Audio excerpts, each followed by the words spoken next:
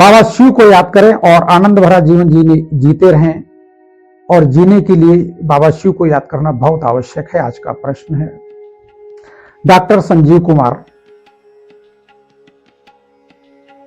हम लोग morning walk करते हैं, उस पर चर्चा हो गई थोड़ी सी। तो डॉक्टर साहब का कहना है क्या चप्पल पहनकर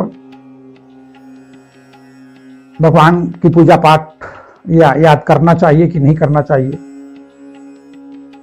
और अपने को दीनहीन दीनानाथ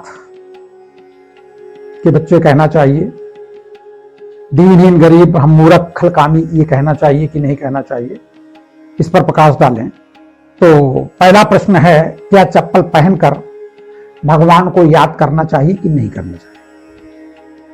देखिए वास्तव में भगवान को याद हम किसी भी स्थिति में कर सकते, किसी भी स्थिति में कर सकते हैं, क्योंकि कहा गया अंत मते सो गते, मरने के समय जो याद आएगा जीवन वहीं का भोगना पड़ेगा। अगर भगवान को याद करोगे तो परम धाम का सुख प्राप्त होगा, और नहीं तो इसी देवी को याद करो तो इसी मृत्यु लोक में आकर फिर भोगना पड़ेगा। एक कहावत भी कही गई, एक साधु लेटे थे, सारी जिंदगी बड़ी तपस्या की और उन्होंने बेर का पौधा लगाया और खूब बेर लगे थे। उसी टाइम वहीं नीचे लेटे हुए थे, उनका स्वास्थ्य ठीक नहीं था, स्वास्थ्य काफी खराब था, सभी लोग बैठे थे और वो पहली फसल बेर की आई, उसी पीरियड इनके स्वास्थ्य खराब हो गया तो बेर खा भी नहीं पाए। तो बेर को याद करते करते चूंकि पौधे को बड़े प्यार से पाला था और खत्म हो गए, शरीर को छोड़ दिया। तो कहा जाता है कि बेर में जो कीड़े पड़ते हैं वो महात्मा जी ही हैं, क्योंकि मरने के समय महात्मा जी ने बेर को याद करते करते मरे। तो ऐसी स्थिति में आप सदा याद रखें कि कहा भी गया कोटि कोटि मुनि जतन कराई अंत राम कहीं आवत नहीं, यानी हमारे ऋषियों मुनियों ने भी मरने के समय राम को याद करने यानी भगवान को याद करने की काफी कोशिश की है, लेकिन कहते आ नहीं पाता, तमाम सारी यत्न भी कर दिए, लेकिन आ क्यों नहीं पाता, क्योंकि दुनियादारी हम करते रहते, दुनियादारी को याद करते हैं, व्यवस्थाओं को याद करते हैं, मरने के टाइम व्यवस्था परिवार ही तो याद आएगा, भगवान को तो याद नहीं करते, भगवान को तो मुसीबत में याद करते हैं।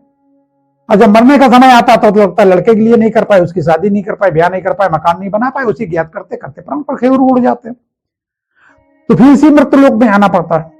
तो ऐसी स्थिति में हम किसी भी स्थिति में भगवान को याद कर सकते हैं। याद रखें शरीर की शुद्धता से प्रथम स्थान रखती है मन की शुद्धता।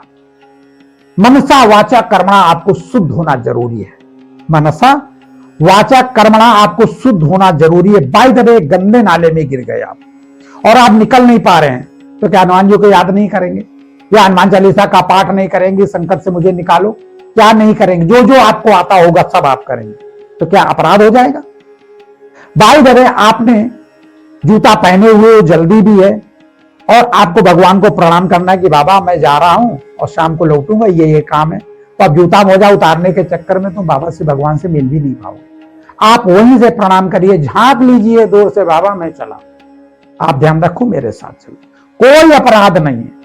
मंदिर प्रांगण के अंदर की ये बात है या घर में अपने पूजा स्थल की ये बात है, तो वहां पर जूता चप्पल पहन के पूजा, जूता चप्पल पहन के पूजा नहीं करनी चाहिए। लेकिन सर्दी है तो आप नीचे कुछ बिछा लीजिए, जूता चप्पल पहनकर पूजा करना कोई जरूरी बात नहीं है, क्योंकि जूता चप्पल गलत नहीं, पूजा पाठ के अलग जूता चप्पल कर सकते हो, रबड़ ही तो है, कुछ नहीं है। लेकिन जूता चप्पल देखने सुनने में क्या होता है, मन की स्थिति खराब होती है, उसमें लगता है कि चप्पल है, एक भावना खराब होती है, क्योंकि हमारे मन मस्तिष्क में बचपन से भर दिया गया है कि जूता चप्पल पहन के खाना नहीं करना चाहिए, जूता चप्पल पहन के किचन में नहीं जाना चाहिए, जूता चप्पल पहन के पूजा पाठ नहीं करनी चाहिए। अब तो खाना खैर जूता चप्पल पहन के बनने लगा है और खूब महिलाएं बनाती हैं, और मैं बहुत घरों में देख भी चुका हूं। कहते किचन के अलग जूते चप्पल, चलो ठीक है, जूता चप्पल कोई अपराध नहीं, वही रबर है, गंदी जगह प्रयोग करोगे तो वो गंदी स्थिति हो जाएंगी। भाई शरीर भी तो ये रिलेटिव में जाता है, शरीर ये मुर्दन जहां मुर्दा जलाए जाते हैं वहां भी तो जाता है, दे लेते साफ हो जाता है। तो ऐसी स्थिति में ज्यादा भारीपन लेने की जरूरत नहीं, हम किसी भी स्थिति में भगवान को याद कर सकते हैं। लेकिन मंदिर की जो व्यवस्था है वहां बिना जूता चप्पल की व्यवस्था, तो आपको उसका पालन करना चाहिए। मैं नहीं कहता वहां भी चढ़ के चले जाओ, नहीं, अपने घर में पूजा पाठ की व्यवस्था, नीचे गर्म बिछाइए, आराम से बैठिए, पूजा पाठ करिए, क्या बुराई है। अब जूता चप्पल घर पे रखें सब कुछ, अब पैदल सड़क पर जा रहे हैं 1 किलोमीटर भगवान से मिलने के लिए, इस पर मैंने मना किया था कि जूता चप्पल बिना पहने जाओगे तो पैर में इतनी तकलीफ हो जाएगी कि वहां पूजा नहीं करने मन नहीं लगेगा, पैर के दर्द महसूस होगा, कहीं कंकड़ घुस जाएगा, कहीं कुछ करेगा। तो मन की स्थिति तो साफ होनी चाहिए, हल्की होनी चाहिए। और भगवान ने जब दिया जूता चप्पल तो उसका उपभोग करो, पहली बात। दूसरी बात, उन्होंने कहा कि क्या दीनहीन अपने को कहना चाहिए, दीनानाथ भगवान को कहना चाहिए। तो हमने इसका विरोध किया, हमने कहा दीनानाथ क्यों को, जब हम भगवान के बच्चे हैं तो हम दीनानाथ क्यों कहें। हम दीनहीन बने तभी तो वो दीनानाथ हुआ। और अगर भगवान का बच्चा दीनहीन बनेगा तो कितनी शर्म की बात है, बाप का कितना नाम बदनाम होगा। मैं मूर्ख खल कानी, आपने अपने आप को श्राप दे दिया पहले कि मैं मूर्ख हूं, दुष्ट हूं, कानी हूं, अपाप हरो देवा। ये कहां का न्याय, कर्म तुम करो तुम भरो भोगोगे। भगवान ने गीता में भी कहा है कि मैं कर्मों का साथी नहीं हूं। कर्म तुम कर रहे हो, कहो पाप तुम हरो, उनकी काय की गारंटी भाई पाप वो हरे। घर का भी पिता है, मर्डर करके आए हो तो वो का पाप हर लेगा, वो तो सजा कर देगा, जीवन कारावास या फांसी की सजा, उसमें बात क्या कर लेगा। कर्मों का भोग तो खुद भोगना पड़ेगा ना। तो अपने को कभी दीनहीन नहीं कहना चाहिए, कभी मूर्ख खलकानी नहीं कहना चाहिए। आरती में मैं मूर्ख खलकानी पाप हरो देवा कभी नहीं कहना चाहिए। मैं भगवान का बच्चा हूं, हम काहे पापी हैं, हम पाप नहीं करेंगे। जो पाप किया है भगवान से क्षमा मांग लेंगे और आगे नहीं करेंगे। काहे के मूर्ख, भगवान बुद्धिमान, हम उसके बच्चे मूर्ख, ऐसे कैसे हो सकता है। अगर बड़े बाप का बेटा हो और अपने आप को इतने तुच्छ बातें प्रयोग करे तो बाप की बदनामी नहीं। तो क्या भगवान की बदनामी हम लोगों को करना है। हम लोगों को यह अहंकार रखना है, यह सात्विक अहंकार है कि मैं परमात्मा का बच्चा हूं, मैं दीनहीन नहीं हूं।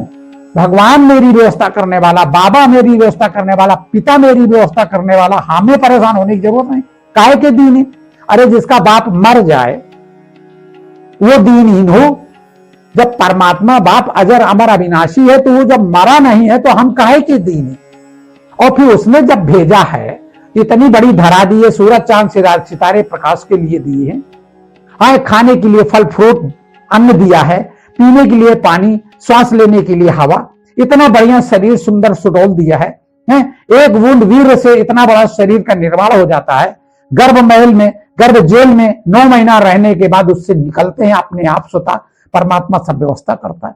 बचपन में जब बुखार आता है, जब छोटे थे बिल्कुल अबोध थे, तब भी मां जान जाती कितनी बढ़िया परमात्मा ने व्यवस्था की, आगे नहीं करेगा। तो कभी भी अपने को दीनहीन, दुखी, निर्बल कभी मत कहो। मेरा बाप सबल है और उस पर विश्वास करें, तभी विश्वास आएगा, तभी जब आपके कार्य पूरे होने लगेंगे तभी आपको रंगबाजी आएगी। नहीं तो दीनहीन आप हमेशा बने रहेंगे। जिसको अपने बाप पर अहंकार नहीं होगा कि मेरा बाप बैठा है, मेरा कुछ नहीं बिगड़ने वाला, तब तक वो अपने आप को दीनहीन और तमाम सारे अपशब्दों का प्रयोग करेगा। तो आप अपने आप को अपशब्दों का प्रयोग न करें।